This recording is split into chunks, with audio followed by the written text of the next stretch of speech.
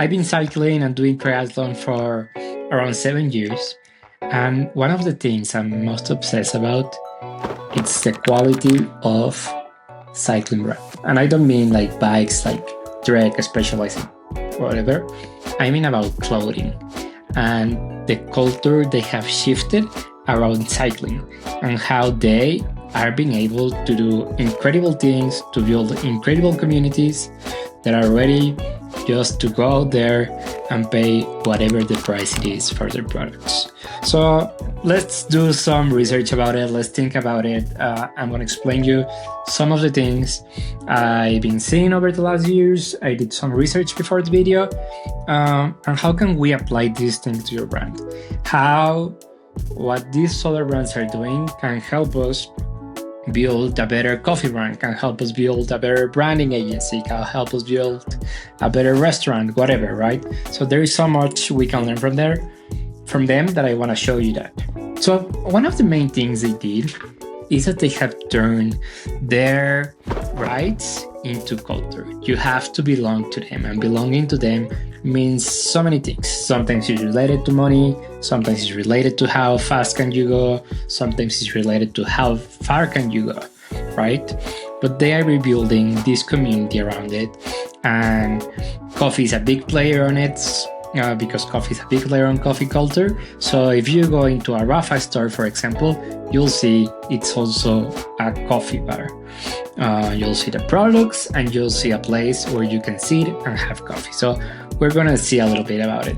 So I am Jose Dominguez. I am the founder of Atla Branding Agency. I've been working with a wide variety of brands over the last 5 years, a little bit more maybe. I used to work in New York, then I moved to Chicago. Now I'm back in Mexico City for a few years, and then hopefully moving back to the States next year.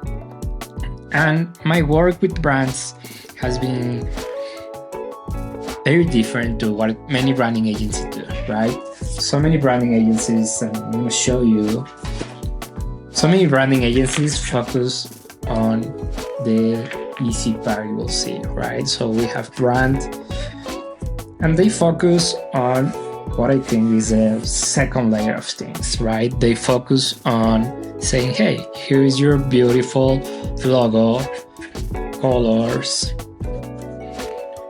blah, blah, blah, right? And you end up using all of that just into Canva or whatever thing you use, right? But there is something more deeper that we have in the inner cycle. And that's where we work around things like the tone, the voice, and not only that. I like to work something I call the enemies. So we see who are the enemies of the brand. Then we see who are our allies of the brand and who can build partnerships. So it's really seeing what is inside that smaller circle that I have over here. The tone, the voice, the values. What's the North Star of a brand? Those are the things that really build meaning around you, that really give to your brand the value you deserve. Because other way, all that we have here in this part, in this part is just vanity metrics. It's just the things you want to see, and you can get that for a designer, you can get that doing it yourself with AI, but it will never have the profundity that you have from coming from a branding agency, right? Okay, so let's go back into cycling. I'm not a great cyclist, to be honest. I'm actually pretty bad, but I do enjoy it, and I do enjoy the progress you have to make to do triathlon, especially Ironman. I never have run a full Ironman, just half. I don't know, maybe next year. I want to think how we frame this and how we think about this, because we could say like Rafa, Normal Studios, Map, all of those brands are linked in a way to what all the other brands are doing, right? We'll see Nike, Adidas, or even going deeper into running, that we see similar patterns with Tracksmith, Bandit Running, so on, right? But the focus that Rafa had at their beginning, and I see it with Map, and I see it with smaller brands in Mexico, some in New York, riders want to jump into the identity of being one of them. I want to be part of the Rafa Club. I want to be part of the Map Club. I want to be part of X Brand Club, right? And it is a belonging that, in my perception, goes way deeper than it goes with other kind of brands, right? As fashion and whatever. Why does it go deeper? Because these brands are focused on building more things. It's not only the jersey you want to get from there, right? That'll be the first layer, but then you get to go to a coffee shop that is owned by them. So that's the second one. And the third one is you get to go to rides with them. But there is a fourth one that is even more important, that you go and be part of their team, right? And then you go on rides together and you are part of their community. So they have all of these different points of building the brand into buying the t-shirt, but these are all the components that you can have, right? And they have done it not only by saying, hey, let's do a community and let's help others and let's do whatever thing, because that's not the only way to do it. There are more important things that you have to also focus on.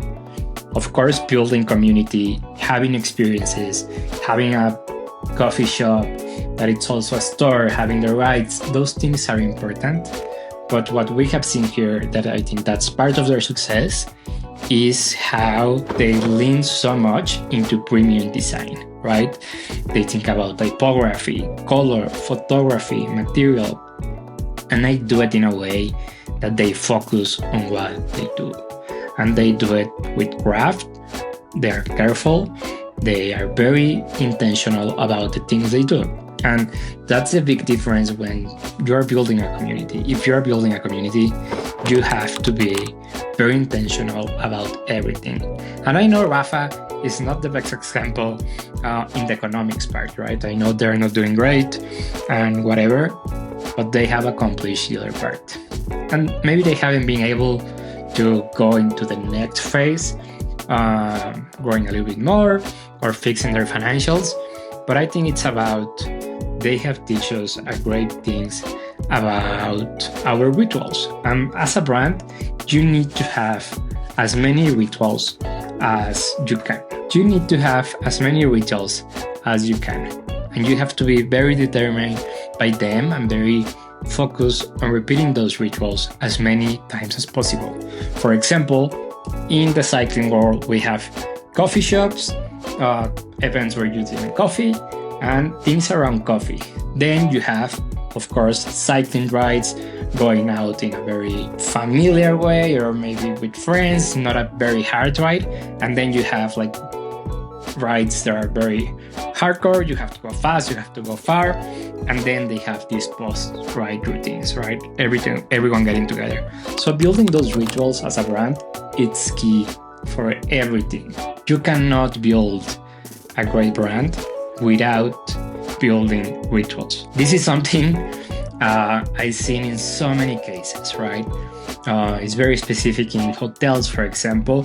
There are so many rituals to make you fall in love with them. Then we'll have cycling, that there are some rituals to fall in love with them. And all of those rituals, you have to design it. You have to think about every single touch point. When you have a customer coming into your store, even if it's online or a physical place, you have to think into about every single ritual. How do you greet them? How do you show them the store? How do you talk to them? Do you talk to them or you don't talk to them? Like, all of those things are more important than you think. And I know so many times it feels like something we can improvise and something we can just do it because it's gonna happen. But it's not. It's something you have to plan, you have to put down, you have to make an SOP, you have to teach your team. You have to be able that no matter what kind of brand you're building a hospitality brand. And that's one of the other big wins of these cycling brands. They became hospitality brands. So how can we link all of this that I'm talking about cycling? Because I love cycling and I love those brands.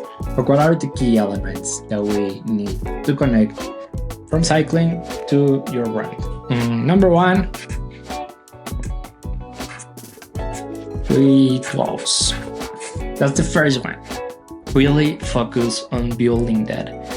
With most of my hospitality clients, hotels, restaurants, I give a lot of time into this and focus into that, into how can we make the experience better for people visiting your restaurant or your hotel, right? How do you pick them up from the airport? How do you receive them? How do you set up the night for them? All of those things are important. And if you are a direct-to-consumer brand, think about the packaging experience, how every unboxing should be an experience and it should feel lovely. So design those rituals.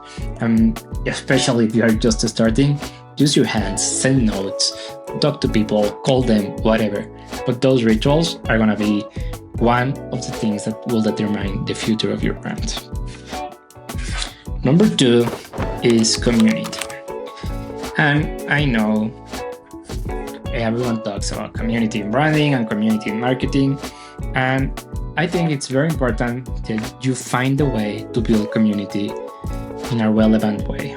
It's not only about having X amount of followers, or if I do an event, people are going to show up.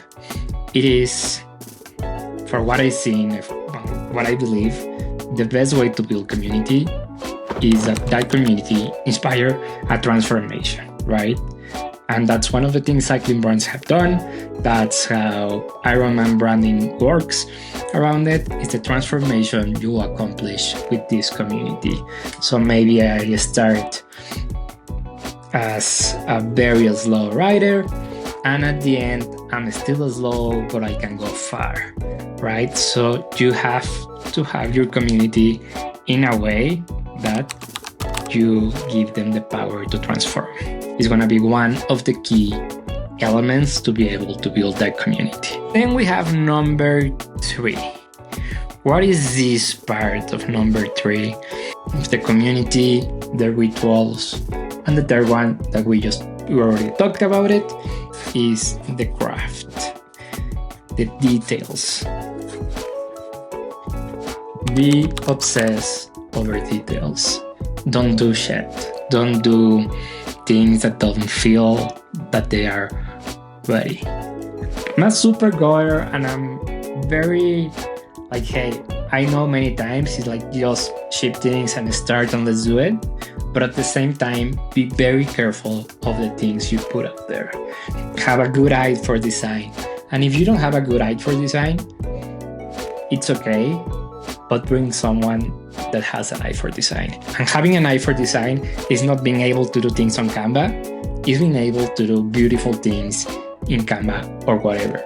That's the big difference. So if you, as a founder, as a CMO, as a CEO, don't have a great eye for what's good and what's bad in design and taste, find some help, because otherwise you won't make it building beautiful products and beautiful brands, right? So that craft, that detail, have a deep eye for details, right? If it's something on paper, make your research on paper. If you are doing a website, make sure it's fast. All of those things matter a lot. So don't look out from details, right? So that's it for today. I hope it's helpful in a way for you guys. Whatever you're building, would love to learn more about that. You can send me a DM on Instagram, leave me a comment, whatever you prefer. I'm happy to help. I've been helping founders the last few years. Is what I do for a living. It's what I love.